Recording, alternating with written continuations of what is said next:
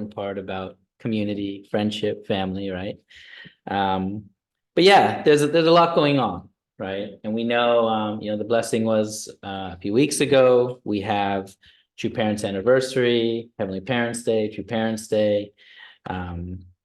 And we also have obviously True Mother's visit in 2 weeks' time in Munich.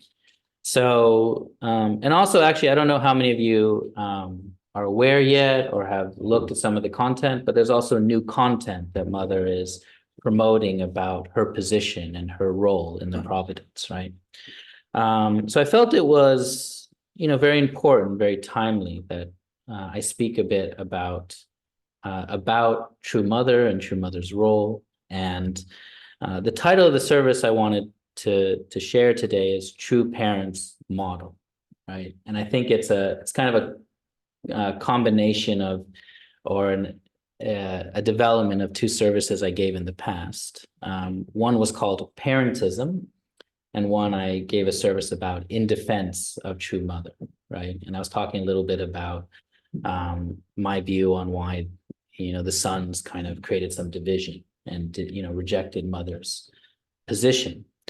So the first one is, when I talked about parentism, it really came from this question of what's really the core of what makes our faith unique or what makes our faith different. And it really came from conversations I would have from people at work and from university, when I was always very honest about being in kind of a weird religion or a cult, right? I would just be very open that, I didn't do certain things because of my religious faith. And so then a lot of people would be curious and they would ask, well, what does that mean? Like, what's different? Is it Christian? Is it, give me they didn't really want to know too much. They wanted the, 1 minute, 2 minute version, right?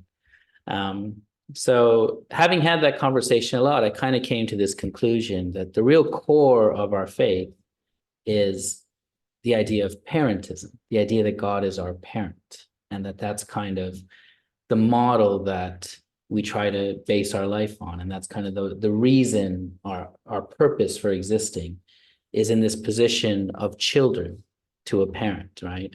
And everything else kind of evolves from there, right? The explanation of Adam and Eve's role, the explanation of the fall, the explanation of the restoration of history and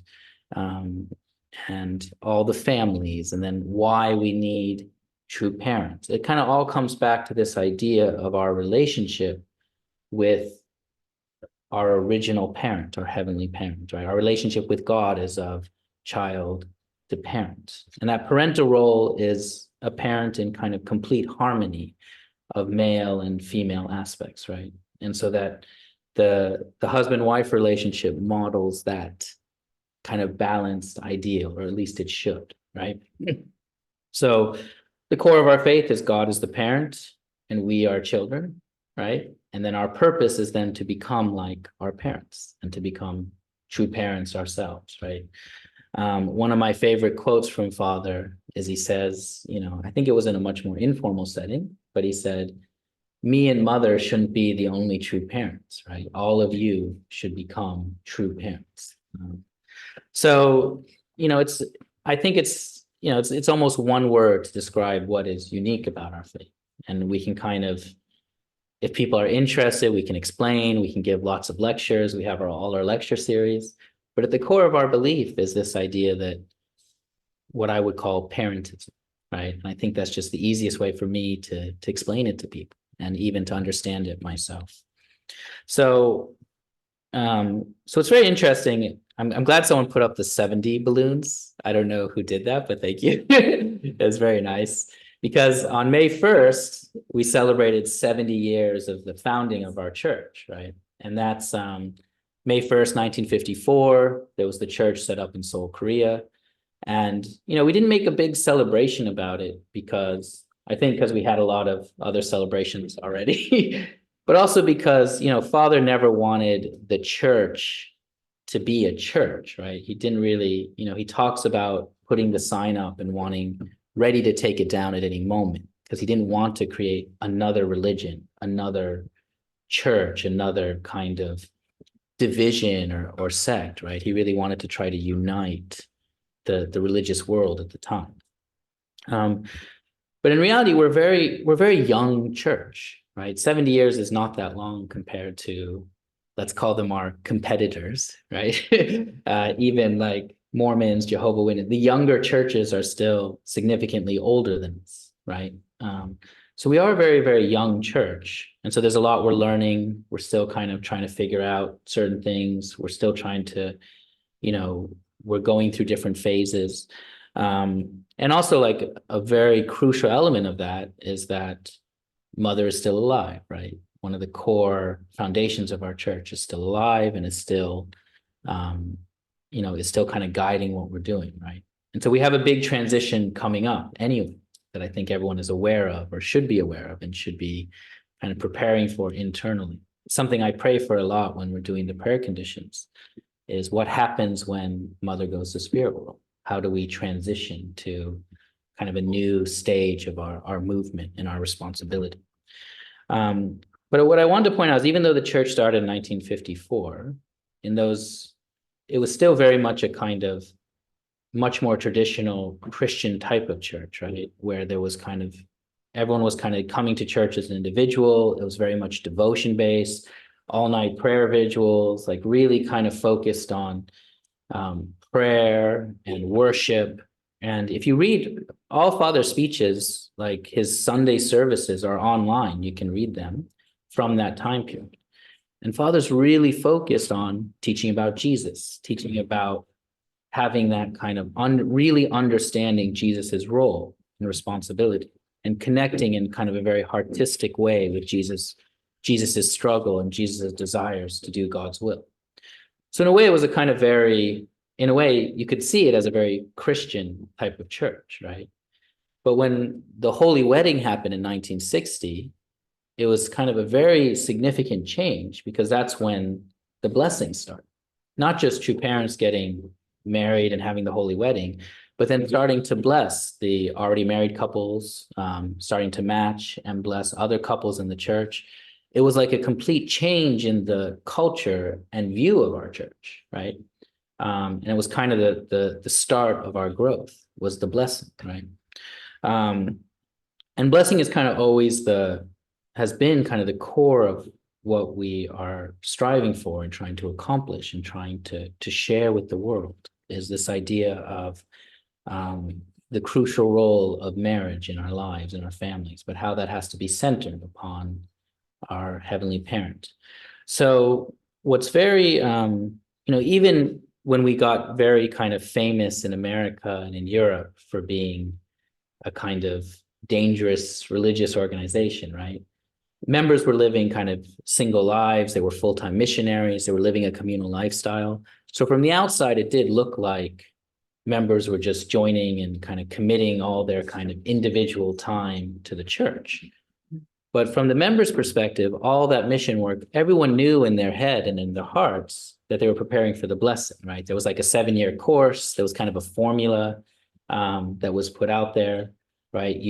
You're investing this time, this mission work, and then you're going to get blessed, right? And then, there's going to be the change of blood lineage and the providence will move forward and you'll settle down, have a family, etc. Right? So the blessing was kind of always like a core inspiration for the people who became a part of the movement, for my parents and for my parents' generation that joined, right?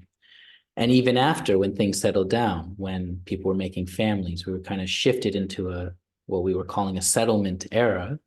The focus was the blessing, right? Like all the second gen were kind of taught purity and prepare for the blessing. And, every workshop was about the blessing, right? And it's just kind of you raised up, I'm going to get blessed. And, I have to fight off all the temptations through high school and teenage years so I can make it, right?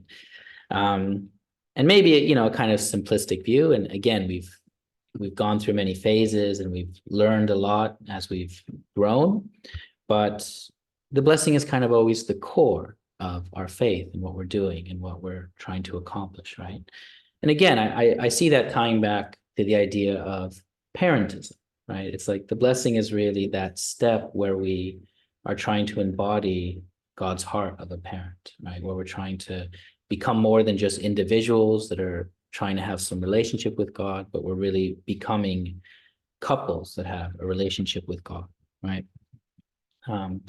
So one part of that really always helped me growing up, and what's very interesting is actually this isn't really explained in the principle, but it's kind of a core part of our beliefs, is the four realms of heart, right? And this explanation of the evolution of love and the different kinds of love, right? Because in modern society, love is just like a word that means everything, right? You know, I love you, you love me, I love my parents love me. And it's a very kind of broad term, especially in English, right? Some other languages have a little more nuance, but essentially love is kind of a catch-all term for the feeling of love.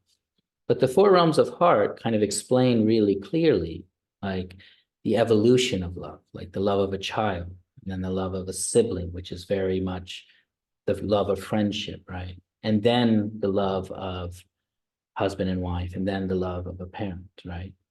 And so, and these loves have kind of different aspects and different relationships, and they too can grow and become deeper and become more fulfilling and stronger, right? And so there was, when True Father was explaining about the husband and wife relationship, many times he would explain that there's a process you go with your spouse where you go through the four realms of heart as well, where you have to see your spouse as you're the child and they're the parent. You have that kind of relationship. And then you have the relationship where you're like friends, best friends, or you have that kind of brother-sister relationship, right? Where, you like hanging out with each other, you like talking about things, you share hobbies, right? And then there's the unique husband-wife relationship, which is, exclusive and has a very deep element of heart. And then there's the parental relationship, right? So where you're the parent to your spouse, right? So Father was explaining how he went through this process with Mother, right? And obviously, because Father was much older than Mother, it was very easy for him to see himself in a father figure to Mother as a daughter, right? And then, of course, as they did mission work together and really shared the responsibility for the members, they became quite close friends. They became a husband and wife. But he kind of admitted the hardest part for him was seeing True Mother as like his mother, that he was the child and Mother was the mother, right? And that's what he was really trying to build into their relationship. So he shared that what really helped him and really enabled him to see Mother this way is when she became a mother, right? And he could really understand Mother's heart to her own children. And he could kind of then connect that way.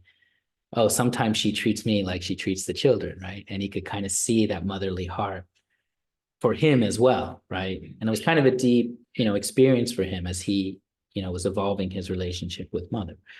And for the older generation and even me myself, when you see Father and Mother in public, you can see sometimes Mother is, let's say, acting as a mother to Father, like, oh, it's time to eat, we should go eat, right? Or it's time, oh, we have this other meeting, maybe we should, stop and take a break and go, right? And it very much reminds me of, Vicky trying to get the boys to eat or get the boys to get ready for the next thing, right? So and it's kind of a beautiful way to explain a relationship, right? That it has all these elements combined, right? We should be humble in that way with our partner to see them kind of from these different realms of heart. And it kind of encompasses, that relationship encompasses all relationships, right? It's a kind of a symbol of all relationships. So I always very much like that testimony from Father about his relationship with Mother. And it really reminds me that, again, the core of what we're trying to accomplish, that our purpose is this parental heart, this ability to love people from God's perspective, from the perspective of a parent. And I remember on STF, right, there was this, even though we didn't have kids yet, it was this effort to try to cultivate a parental heart. That would be the internal goal sometimes, right? So you're going out, you're meeting new people when we're witnessing or fundraising. Can we have a parental heart towards these people, to these brothers and sisters? But can we kind of take the role of parent? It's a very difficult thing to do, actually. It was very difficult for me to think of myself as a parent to strangers or to people I hadn't met. But I felt it was a really kind of valuable and deep exercise to try to do, because I think everyone can have a parental heart, right? I don't think it means it obviously helps and it's a lot easier if you have kids and you become a parent, you really understand the parental heart. But I think that the need for parental love is so strong and so desperate in the world that anyone, if they can connect to God's parental heart, they can share that with people in this world, right? Because there's many situations where people can't have kids, right? And I know many couples that can't have kids, but it doesn't mean they can't be parents and they can't have a parental heart. And I think one of the best examples of this is Mother Teresa, right? She never even got married, but she was kind of recognized for having this deep compassion, this deep motherly heart towards people who were suffering. And I think so there's a lot we can learn from that, right? Because I think the other part of the parental heart is to be able to expand it beyond our own children. And that's the other challenge, right? That's really, I think, the evolution of our faith is, of course we love our own children, and our children become our kind of practice to become parents. But how do we love other people's children, right? With the same kind of heart and the same kind of love. Because, like I said, that's what the world needs. What the world really desperately needs is parental love. It's what's missing. It's what's really people are hurting from, right? And there's just so much trauma, so much suffering that I feel can only be healed with that kind of love, right? God's love, but through like people practicing parental love. So the reason I'm sharing this is I really want to tie this back then to true mother's role, right? And true mother's heart, because true mother that's kind of her mission, her calling is to practice this true love of a mother, of exemplifying God's heart, Heavenly Parent's heart to the whole world. And the reason I wanted to share also Father's testimony about mother is when we talk about parentism, when we talk about this parental role being so crucial and core, I think it's important to understand that that's also our view on the idea of a Messiah, right? Or of true parents, that our salvation, our restoration has to come from two people, not just one, right? And I think that's such an important element that is very important that we really understand why that's the case. Like our belief in true parents is really a belief in co-messiahs, two messiahs, a balanced husband and wife position of messiahship, right? And if I can summarize what Mother is really trying to emphasize to all the members and emphasize to the world is that, if you look from God's perspective, right? If God wants to restore Adam and Eve, if God wants to save all people, he's going to work just as hard. He's going to put just as much effort into bringing someone like Jesus, like to bring a male Messiah, as he is to bring a female Messiah, right? And I think a lot of people, especially the ones who have rejected Mother, but I think even our own members, we had this assumption about Father, that Father was leading the providence, right? And that, in history, Father would come, Father would, fulfill his responsibility, and then he would just pick, some sister in the church out of the ones who were loyal to get blessed to, the right person in the right time. And then he would restore her, and then you would have true parents, right? And in a way, it's a very, even I've heard lectures that kind of explain it that way, right? When they're explaining the principle and the process of restoration. But it's a very, very kind of almost Christian view of the role of the Messiah. It's almost a one-sided, male-centric view. But if you look, again, if you can look from the parental heart, if God is going to spend all this time and effort investing in bringing Jesus, bringing someone in the, restored Adam to have one perfected son, is he going to spend less time or less effort in doing the same to have a restored Eve? And me personally, like, I don't think so. I think this is why parentism, the perspective of parentism, I think is so crucial to our faith, to our understanding of the principle, is that it really has to be balanced, because God is balanced, right? Our view of true parents needs to be balanced in that way, right? So I think this is why Mother keeps emphasizing this term, the only begotten daughter. I do have to say, in English, that term is annoying. It's too long. It's 8 syllables, right? And it's using the begotten word, which no one uses anymore. It's a real biblical term. Whereas in Korean, it's literally 3 syllables, right? Doksaengyo, right? And so I really feel like Mother looked at the Bible and picked a word that in Korean was like the simplest to relate to Jesus, right? To try to relate to herself. But in English, it comes across, I think, as a bit, clumsy or cumbersome, right? So I like to think, because I think what Mother's really saying is, restored Eve, restored Adam, right? That they're equal missions that God has been trying to restore. And another interpretation of the Korean word is only living daughter, which I also think is a nice interpretation, another way to kind of frame it and think of, right? So, since Mother's coming to visit, even if we can't be there in person, I hope everyone's really preparing their hearts. I really hope everyone can really have a kind of deep experience, because this very well could be kind of a very historical weekend where it might be the last time Mother comes to Europe, right? The last time people can see her in person. So there's going to be like an evening hundoke every day at kind of 8 p.m. I don't think it'll be too long, but I'd encourage everyone to go as a way to also prepare your hearts. But yeah, I just wanted to really share that kind of perspective today, right? That I think it's very crucial that we see ourselves and we see the providence and we see True Mother and we see kind of the way we're interacting with the world through this lens of true parentism, right? Through parentism.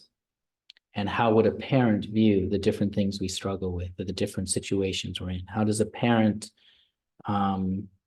try to fix the different problems that we encounter and the different challenges we have in our lives, right? Then how do we embody that to other people?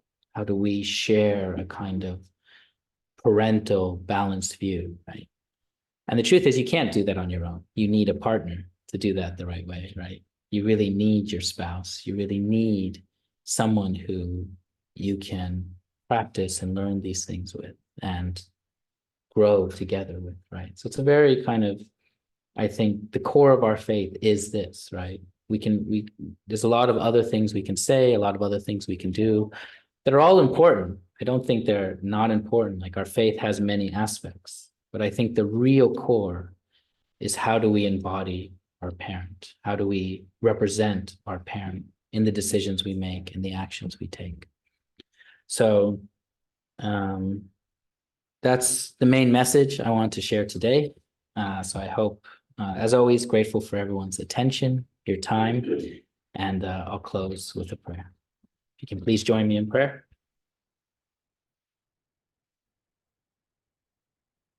Sarang Manashin Hanal Bumonim.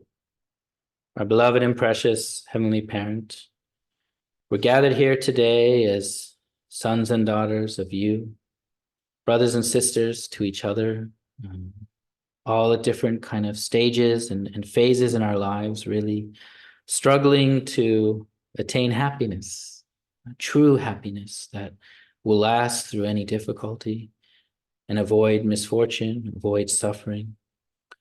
And we know in reality that even on a personal level, if we can somehow achieve some level of happiness, when we look around and we see our brothers and sisters struggling, suffering, we're really called to a higher standard. We can't just be complacent. We can't just live our lives for our own gratification, our own happiness, our own satisfaction. But we really have to commit to caring, caring for those in the worst situations, those who have gone through the deepest type of trauma and suffering. And if we take that approach and that heart, we realize that we also have to then become stronger people. We have to be capable to face the real evil in this world, the struggles in this world, and be able to, as Father phrased it once, digest every problem with true love. So we know that that's quite a challenge and it requires work. It requires us to become the truest and most ideal versions of ourselves. And so I pray as we're preparing now to greet and to meet your mother in Munich, we can be honest with ourselves and reflect on our own lives of faith and our own directions, and really be able to come closer to you, come closer to the standard that we know we must achieve. I'm grateful for all the brothers and sisters that came here today to share some time. After the service today, we can share a meal together and share stories and experiences.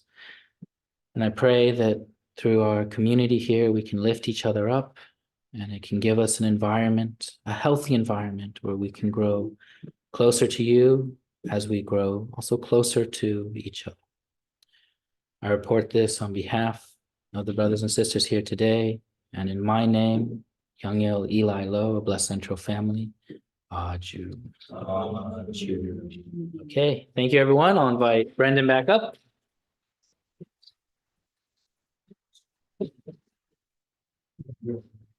Great.